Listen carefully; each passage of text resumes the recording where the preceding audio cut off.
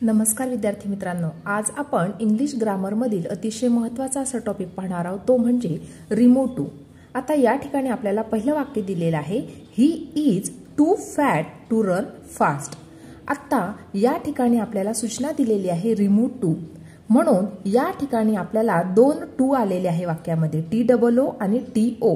म्हणून काय करायचं आहे, हा जो पहिला टू आहे याऐवजी आपल्याला वाक्यामध्ये सो वापरायचा आहे आणि जो दुसरा टू आलेला आहे त्याऐवजी आपल्याला वाक्यामध्ये दॅट वापरायचं आहे। बघा आता आपण कशा प्रकारे कन्वर्ट करणार आहोत।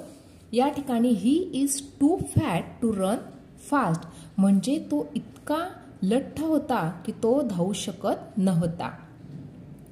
आता या ठिकाणी आपल्याला हा टू रिमूव्ह करायचा आहे, म्हणून आपण या प्रकारे लिहिणार, ही इज, पहिला टू रिमूव्ह करून आपण त्याऐवजी लिहिणार आहोत सो फॅट। सो आणि फॅट जसं होतं तसं दुसरा टू रिमूव्ह करून त्याऐवजी आपण लिहिणार आहोत दॅट। या ठिकाणी आपण TOO टू च्या ऐवजी आपण सो लिहिलेला आहे। नंतर हा जो दुसरा टू होता त्याऐवजी आपण दॅट लिहिलेला आहे। त्यानंतर दॅट नंतर आता आपल्याला काय लिहायचं, आता या ठिकाणी सुरुवात जी झाली होती त्या ठिकाणी जो कर्ता होता त्यानुसार आपल्याला सर्वनाम घ्यायचे आहे, परंतु या ठिकाणी ही हा कर्ता होता म्हणून या ठिकाणी आपण हीच वापरणार आहोत, दॅट ही। आता ही लिहिल्याच्या नंतर कॅन किंवा कुड आपल्याला घ्यावे लागते, म्हणून ही कॅन नॉट रन, कारण तो वेगाने धावू शकत नव्हता, रन फास्ट। म्हणजे या ठिकाणी बघा, ही इज सो फॅट, इतका तो लठ्ठ होता की ही कॅन नॉट रन फास्ट, तो वेगाने धावू शकत नव्हता, असा या वाक्याचा अर्थ झाला। म्हणजे या ठिकाणी TOO च्या ऐवजी आपण सो वापरलं, नंतर जो दुसरा टू होता त्याऐवजी आपण दॅट वापरलं। नंतर या ठिकाणी बघायचं आहे, सुरुवातीला जो कर्ता होता तो होता ही, याऐवजी जर एखादं नाव राहिलं असतं रोहित, तर रोहित राहिलं असतं तर या ठिकाणी कर्ता हा मुलगा आहे म्हणून आपण ही वापरलं असतं, परंतु या ठिकाणी ऑलरेडी ही हा कर्ता दिलेला आहे म्हणून आपण ही वापरलं। नंतर हीच्या नंतर आपण कॅन वापरलं, आता तो धावू शकत नाही म्हणून आपण लिहिलं he can not run fast. या प्रकारे आपण रचना करायची आहे।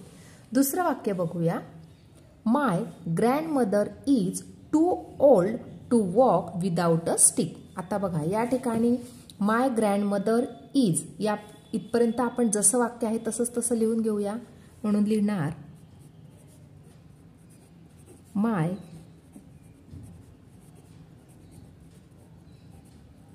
Grandmother is. आता हा जो टू आलेला आहे TOO च्या ऐवजी आपण लिहिणार सो, नंतर सो ओल्ड, नंतर हा जो दुसरा टू आलेला आहे त्याऐवजी आपण काय लिहिणार मुलांना, दॅट लिहिणार, दॅट।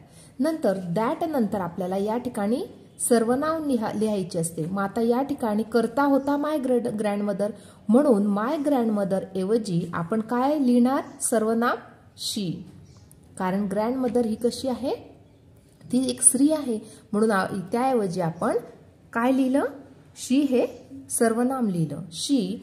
आता नंतर या ठिकाणी वॉक विदाउट अ स्टिक असं दिलेलं आहे, म्हणजे she can not walk without a stick.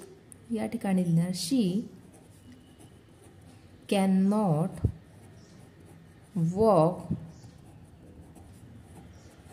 Without a stick, म्हणजे ती काठीशिवाय चालू शकत नव्हती। बघा या ठिकाणी अशा प्रकारे वाक्य बनलं, माय ग्रँडमदर इज सो ओल्ड, ती इतकी म्हातारी होती, that she can not walk without a stick, ती काठीशिवाय चालू शकत नव्हती। अशा प्रकारे आज आपण रिमूव्ह टू ची वाक्यरचना कशी करायची ते पाहिलं। आजचा व्हिडिओ कसा वाटला ते नक्की कमेंट करून कळवा आणि व्हिडिओला लाईक, शेअर आणि सबस्क्राईब करायला विसरू नका मित्रांनो। धन्यवाद।